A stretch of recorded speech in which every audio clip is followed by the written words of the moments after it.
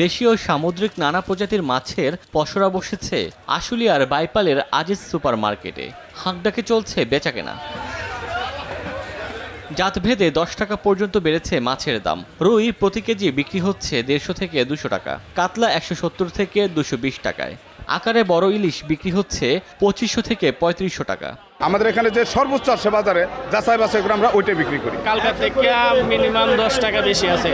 গ্রীষ্মের সকালে মুন্সিগঞ্জ শহরের সড়কের পাশে সবজির বাজারে ভিড় ক্রেতাদের। সরবরাহ বেশি থাকায় 2 দিনের ব্যবধানে 20 টাকা পর্যন্ত কমেছে সবজির দাম। টমেটো 30 থেকে 50 টাকা, আলু বিক্রি হচ্ছে 18 টাকা কেজিতে। ধনেপাতা ও চিচিঙ্গা 60 টাকা কেজি দরে বিক্রি হচ্ছে। দাম কমলেও অনেকের জন্য সহনীয় নয় বলে দাবি ক্রেতাদের। 20 টাকা কমছে প্রত্যেকটা সবজির দাম। পটল ছিল 80 টাকা, এটি লইলাম 60 টাকা। যে উস্তা ছিল 80 টাকা, এটি লইছি 50 টাকা। মুন্সিগঞ্জে এবছর বর্ষাকালীন সবজির আবাদ হয়েছে 3311 হেক্টর জমিতে। ওমর ফারুক, সময় সংবাদ।